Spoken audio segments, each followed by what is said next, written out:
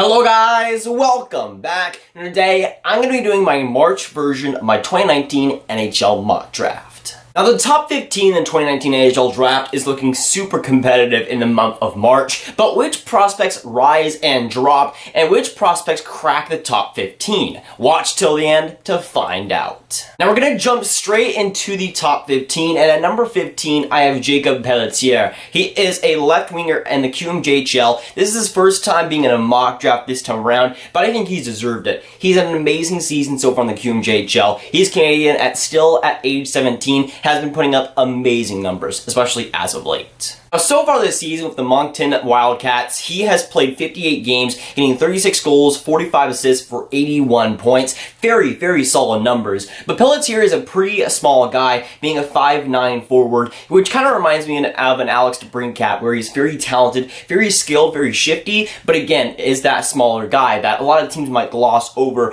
especially at the NHL draft. But I think he brings a lot of skill. He's shown it in the last couple of weeks that he's been very good offensively, really going on a big run and getting very hot right at the right time. But for Pelletier, he's had a very solid season overall, and I think he is a pretty talented prospect, especially being for how short he is. Now at number 14, I have Moritz Seider. He is a defenseman in the DEL. He was ranked 15 in the January mock draft. Last month he was not ranked, but he's around that fringe top 15 spot. But Moritz Seider definitely has a lot of talent, especially for a defenseman. He is a German player at age 17, and in the DEL he's had pretty successful numbers for not getting too much ice time and being one of the youngest guys in that league. Now so far in the DEL, he has played 28 games, getting 2 goals, 4 assists for 6 points. But again, he is a defenseman. He hasn't gotten that much time. He's starting to find a little bit more ice time, starting to find a little bit more games played in the DEL, but it's a slow process for him. But when he is playing, he is getting points, he is playing well, and for how young he is in a pretty professional league in the DEL, it is impressive what he's been able to do. And even if he's not putting up the most points in the world, from what I've seen, he's a very talented defenseman. In the World Juniors in the D1, he was fantastic, racking up a ton of points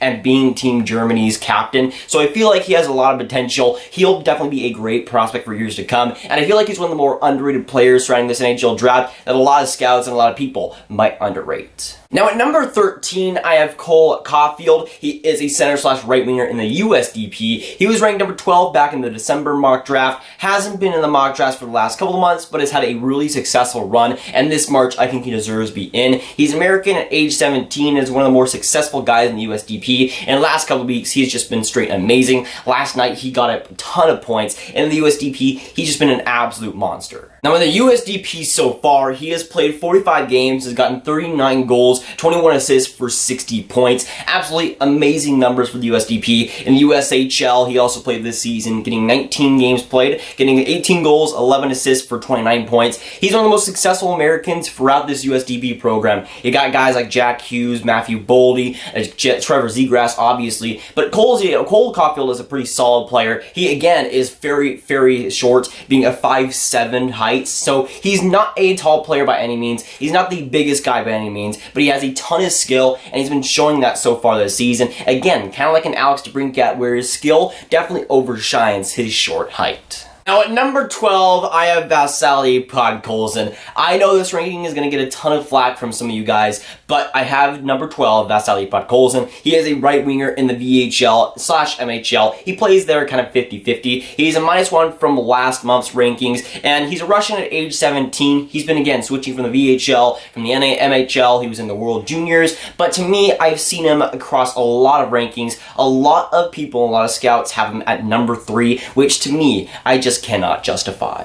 Now, the reason why a lot of people have him in the top 5, in the top 3, is because of his underlying skill. He has a ton of skill and a ton of talent. We saw that in the World Juniors. We saw that in the current leagues, like in the U18s before. Vasili Podkolzin has talent. We've seen that before, but his season stats are underwhelming at least. In the VHL and the MHL, he is just not performing whatsoever. Now in the VHL, he's played 14 games, getting 2 assists, 3 goals for 5 points. In the MHL, he's played 12 games, getting 6 goals, 2 assists for 8 points. He played about 3 games in the KHL, didn't really do too much, but in that MHL and VHL, that's the production that really strikes me. I think Podkolzin has a ton of talent, a ton of skill. I can't deny that. But the stats that he continues to not put up in the VHL, not put up in the NMHL, really does worry me for the now and for his long-term future. For me, Podkolzin has a ton of potential. I could see him becoming one of the best players in the NHL if he really does fulfill his potential, but that's just the thing. He isn't doing that right now. He isn't playing up to what I think he can be, and for me, I just can't justify him being a top 3, top 5, or even top 10 player the way he is producing right now. I've seen the talent in him, I've seen how he can perform, but I just have not seen that right now. Again, when it comes to the MHL team, when it comes to the VHL team, when it comes to both teams he's played on in both of those leagues, they were by far the best teams in those leagues. By far. Hands down. Totally. But Podkolzin wasn't able to perform on either of those teams, wasn't able to rack up any sort of points or any sort of momentum in both of the leagues when both teams were absolutely amazing. And to me, that worries me for a guy that, yes, he is young, has a lot of potential, but I just needed to see more from him this season, more than we saw last season. It's just been a disappointing run for me with Podkolzin. He had a decent World Junior Championships. What I saw from him was pretty solid. But again, I just can't justify putting him that high the way he's performing. Now at number 11, I have Matthew Boldy. He is a left winger in the USDP. He's dropped 3 spots from last month, not because he's played entirely bad, but because some players skipped him ahead a little bit. But I still am a pretty big fan of Boldy and what he brings. And in the USDP, he's been great. Again, an American at age 17. He brings a lot to a team, and in the USDP, he's been having a very successful season. Now in the USDP so far, he has played 45 games, getting 24 goals, 29 assists for 53 points. He's had a pretty solid season up to this point. He's kind of cooled off for the last couple of weeks. Maybe he gets off in a little bit of a schneid in the next couple, but I still feel like Boldy has a lot of first-line potential in the NHL. He brings a lot to a team, some physicality, some amazing playmaking, and shot ability. I think he has a lot to bring. He's already shown that in the USDP, and has had an amazing season up to this point. Now heading into the top 10, and at number 10, I have Victor Soderstrom. He is a defenseman in the SHL, up 2 spots from last month. He's had a pretty solid season in SHL, being a Swedish defenseman at age 18, having some pretty solid stats for how young he is. Now, in the SHL so far this season, he's played 38 games, which is already impressive enough, getting 1 goal, 7 assists for 8 points. But as a defenseman, to get that many points in one of the best leagues in the NHL really shows how good he is. But he's had great underlying numbers, great advanced stats as well in the SHL. But again, being able to get that time and play 38 games as a defenseman in such a great league shows how impressive and how good he is right now. And while he's not putting up amazing numbers offensively, not getting 20 points a season, it still shows how good he is and how good of an offensive threat he is, and also defensive. But when it comes to the defensemen of this draft, I think Bowen Byram is definitely the best one available, but Victor Soderstrom is making a name for himself as being that number 2 guy, being the number 2 defenseman in this draft, and while it is a pretty weak one when it comes to defensemen in 2019, I still feel like Victor Soderstrom brings a lot. Getting the confidence and getting the okay from the coaches in Sweden and in the SHL really shows how good he is and how good he can become. So I'm pretty convinced on Victor Soderstrom's end, and I do feel he deserves to be top 10. Now at number 9, I have Arthur Kaliyev. He is a left winger in the OHL, up 1 spot from last month's rankings. He's American at age 17, and to say he's playing well in the OHL would be a huge understatement because he's been destroying worlds with the Hamilton Bulldogs. Now in the OHL so far, he's been amazing, playing 61 games, getting 49 goals, 47 assists for 96 points. Those are stats that you never see from a guy that young. He's like 4th or 5th in the entire OHL points, which is absolutely insane, again, for a player that is still 17 years of age. Now, when it comes to the stats this season, there are some red flags with him. When it comes to his stats, he's pretty bad defensively. From what I've seen with Hamilton, he is not the greatest. It could use a lot of work on his end, but again, he is an offensive guy. When it comes to his offensive stats as well, he is a little bit of a power play specialist. He has the most power play goals, or I think like 2nd most power play goals in the league, something like that, but he is pretty reliant on the power play, which is something to be concerned with. Now again, there are some big concerns with his overall game. How much effort he's going to put into his defensive game after he's drafted is going to be a big telling point. He's already putting up the points, especially on the power play, but to improve his overall game, maybe get a little bit faster, maybe get a little bit better 5-on-5, those things are key areas where he's going to have to improve if he wants to be a steady NHL player. But he has amazing potential and has a potential to be a power play quarterback. Guys like Patrick Laine already specialize in that, but a guy like Arthur Kaliyev can bring a lot, and he's already shown that in the OHL. Now at number 8, I have Kirby Dach. He is a center in the WHL, dropping 1 spot from last month. And it really is a shame how far Kirby Dach has fallen in these mock drafts. He was number 3, I think back in like November or December, something like that. But he has dropped off in the last couple of months. I'm still a pretty big fan of what he brings and what he can show as a prospect. But again, the last couple of months have been a little bit concerning. He's also dropping a little bit because other players have stepped up ahead of him and have played well. So while I still am kind of disappointed by Kirby Dach and the slow pace he's been on in the last couple of months, I still am pretty high on him and what he's bringing so far this season. Now, he's a Canadian at age 18, and with the Saskatoon Blades so far this season, he's played 56 games, getting 23 goals, 44 assists for 67 points. Not bad stats whatsoever. He's had a pretty successful run in the WHL, but he was on a studly pace to begin the season. In the first couple of months, it was looking like he would break some records even. But Kirby Dach has kind of slowed down the last couple of months. Guys like Cozens, Peyton Krebs, Cozens going ahead of him. Peyton Krebs has been slowly creeping up to him. So when it comes to the WHL performance, it is a little bit disappointing for the pace that he was on, but I still love his overall game. And during this slump, he's come out and said that he's improving his defense, he's improving his overall awareness, and that's what you want to see from a player when they struggle to still try and improve without getting in too big of a slump. So I'm a big fan of what Kirby Dach as a character brings, what he will become, and while the slow slump is worrying, I still feel like he'll come out of it even better. Speaking of WHL prospects, at number 7, I have Peyton Krebs. He is a left winger / center in the WHL. He is a +2 from last month's rankings, and with the Kootenay Ice so far this season, he's been absolutely explosive, and while the Kootenay Ice are one of the worst teams in the CHL, he's been amazing, especially point-wise. So far in the WHL, he has played 57 games, getting 19 goals, 45 assists for 64 points,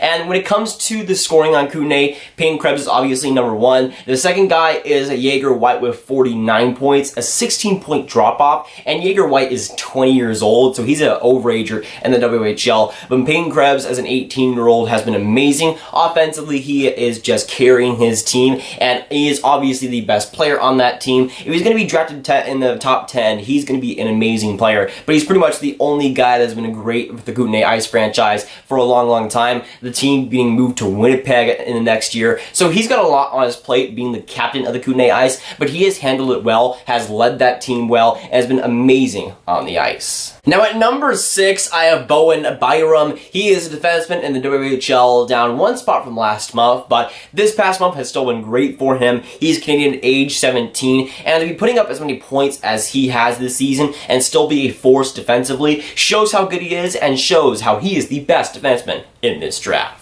Now in the WHL so far this season, he has played 60 games, getting 22 goals, 39 assists for 61 points. And those are amazing numbers for a defenseman in the WHL, but for a defenseman that young, still at age 17, it shows how good and how talented Bowen Byram is. Now when it comes to the offense, he leads the CHL in goals overall. Between the OHL, the WHL, and the QMJHL, he leads it when it comes to draft-eligible defensemen, and that's really freaking impressive for how young he is. But when it comes to Bowen Byram, I've seen some comparisons to Brent Burns for him, but he also has some amazing defense, and Brent Burns obviously does not. I feel like Bowen Byram is a great two-way guy, both offensively and defensively. He's showing how good he is, and is showing why he's the best defenseman in this draft by far. But again, both the offense shows it, and the defense. Now heading into the top 5, and at number 5, I have Trevor Zegras. He is a center in the USDP, -1 from last month, but I'm still a big fan of him. An American at age 17 still. His season in the USDP has been straight amazing, and offensively, you really can't ask for much more. Now so far this season, he has played 44 games, getting 19 goals, 44 assists for 63 points.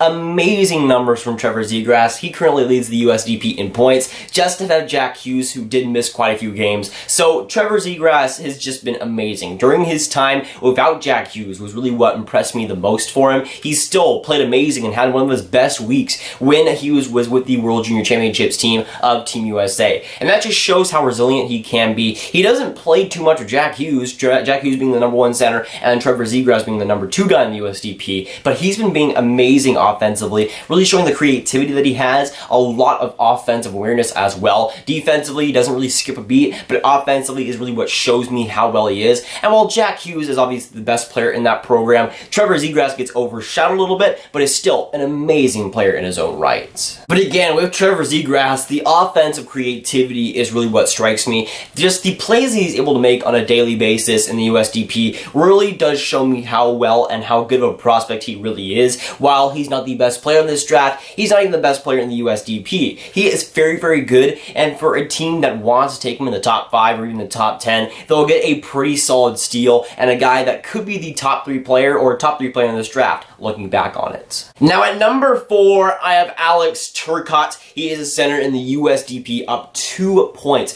from last month's rankings. And he's an American at age 18, and the USDP, just like Trevor Zegras, he's been great. But he missed the first couple months of the season, but since then, since coming back from injury, he has been maybe the best player in that entire program. Now, in the USDP so far, playing 23 games, he has gotten 18 goals, 18 assists for 36 points. Amazing numbers from him. We saw him have another great game just yesterday at the time I'm recording this, but he's just an absolute monster. I've always been a big fan of Alex Turcotte, especially last season. I had him top 3 going into this season. He had a big ankle injury, I think it was, that postponed him for the first couple of months, which was just terrible. Some people were putting him out of the top 10 because of that, but I always held up hope that he would be coming back and coming back strong. But for a player that young to try and improve himself in the areas of the game, for a guy that's just 18, trying to show his offensive skills as well, it really does show the character that he brings. It really just shows the resilience that he brings. And coming back from that injury so strong and playing so well after that injury shows how well he can come back from injuries and shows how well he can come back from adversity, which is exactly what you want from a prospect that high. Now heading into the top 3, and at number 3, I have Dylan Cozens. He is a center in the WHL, didn't move whatsoever since last month's rankings. A Canadian at age 18, brings a lot of size, a lot of skill, being 6'3", but he also has a lot of skill and talent to boot, and he's shown that so far in the WHL, and has shown how good he really is. Now so far this season, he has played 62 games, getting 31 goals, 45 assists for 76 points, and I really like what he's bringing this season. Offensively, he's been great, but he also uses his 6'3" frame to really manipulate defenders, really use it offensively, and you don't see that a lot from players that young. A guy like 6'3", you'd think it would take some time to get used to it, but it seems like Dylan Cozens is already ready for the task. Again, using his body to offensively, also defensively, but offensively, he likes to sure out defenders, really use that to his advantage, and that's something you don't see a lot from players that young, but he's been showing it so far in this draft year, which is really promising for what he can perform in the future. If he stays at that height, he'll be comfortable with it and could perform at an amazing rate in the next few years. Now we're down to the top 2, and I feel like I'm kind of going like a broken record here between Kaapo Kakko and Jack Hughes, number 1 and number 2. And this is, again, every single month it seems like is the huge debate. It will be the huge debate next month, it'll be the huge debate after that, and even once they're drafted, it'll still be a huge debate whether one or the other should have gone number 1 or one or the other should have gone number 2. And for me personally, right now, again, like just a couple of months ago, I thought the debate was never closer, but right now, Kaapo Kakko has had a great couple of months. Jack Hughes has had a great couple of months. They're both looking absolutely amazing, and again, it's just a tough task to determine who is number 1, but I think I might have the answer. Now, throughout every single one of these mock drafts since the preseason, I have had Jack Hughes number 1 and Kaapo Kakko number 2, and that's been how it's been for pretty much the entire year. Every single month with these mock drafts, that's been the top 2. And for me personally, in the mock draft for March 2019, I don't see that changing. And number 2, I have Kaapo Kakko. Now, there's not much to say that hasn't been said before when it comes to Kaapo Kakko. Again, a Finnish winger at age 18. He is in the Liga, up 0 points from last month, hasn't dropped or fallen whatsoever. But in the Liga, especially lately, he has just been so good. Right now, he is my favorite player in the draft. I would like to put him number 1, but Jack Hughes is kind of preventing it right now. But in the Liga, he has played 39 games, getting 19 goals, 14 assists for 33 points. And for a player that young to be performing at that good of a rate and be putting up points like that, it's a shame that I can't put him number 1, but number 2 will do for now. And of course, with his World Junior Championship stats, he played 7 games, got 2 goals, 3 assists for 5 points, got the golden goal for Team Finland. We all know that. But since his time in Team Finland and in the World Junior Championships, when he came back to the Liga, especially in the last month, he has just been absolutely on fire and has been great in the last couple of weeks, getting a ton of goals, a ton of assists. And again, for me personally, I would love to put him number 1, but I feel like Jack Hughes just has that advantage. Kaapo Kakko is still an amazing player, and we haven't seen players, especially in their draft year, play as well as he has since guys like Barkov, guys like Wylie, and it really shows how good he really is, how good he can become. And I feel like when it comes to guys like Wylie, the comparison isn't really quite there. I don't see him becoming that one-dimensional type player. I see him being a great threat offensively, defensively, and both passing-wise and shot-wise. But Kaapo Kakko, I think, is for sure the most ready player when it comes to NHL terms in this draft. When it comes to guys like Jack Hughes or Trevor Zegras or Cozens, I don't think they really touch Kaapo Kakko when it comes to NHL readiness. Kaapo Kakko already proving that he can play against men in the Liga. So I feel like when it comes to players that will play in year 1, Kaapo Kakko is almost 100%, and I definitely see him being in that first year over a guy like Jack Hughes. Now, speaking of Jack Hughes, at number 1 in the mock draft for March 2019, I have Jack Hughes. He is a center in the USDP, hasn't changed any rankings throughout this entire year,